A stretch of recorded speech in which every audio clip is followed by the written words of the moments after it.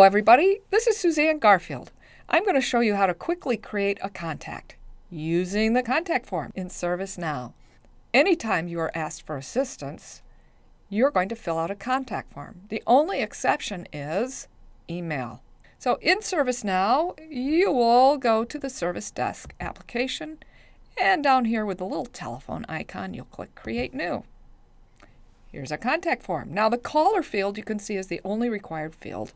Caller is equate to customer. So whether it's a walk-in or a phone chat, you'll always put the person's internet ID or name in this field. My caller today is Susan McKinnell. And her phone number is automatically populated because she's a real person here at the university. If by any chance that phone field does not fill in, ask the caller for their phone number. Of course, you should check with the customer to be sure that's the phone number they want to be called back at. And in fact, Susan would prefer to be called back on her cell phone.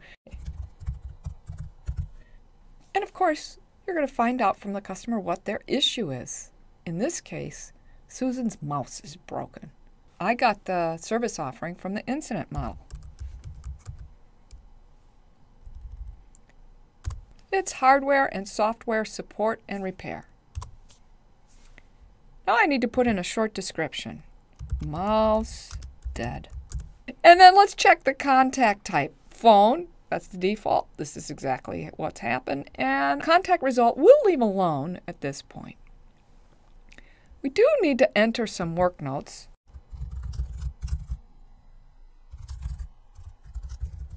Now I'm going to save the contact. I'm saving it because I want to stay in place. If I click Save and Go, my contact's going to disappear. And when I save, contact form remains at the top of the screen. The Work Notes area is blank. That's because our original work notes are now appearing in the Activity section, down here, where it says, Susan Mouse is dead, doctor needed. All right, scrolling down below the activity section, we see some buttons, related links, and look at this. There's a list of incidents. These are all for Susan. And we get lower and we see callers are ITMs, which are requested items. And if we keep going, we're going to see a whole bunch of other stuff. This is way too much scrolling. We can toggle all these sections. Up at the top right corner, there's a button, toggle tabs on and off. I'm going to click that, and then when we pop back down to the bottom of the screen, all of those different sections are in tabs. So a couple things I want to highlight.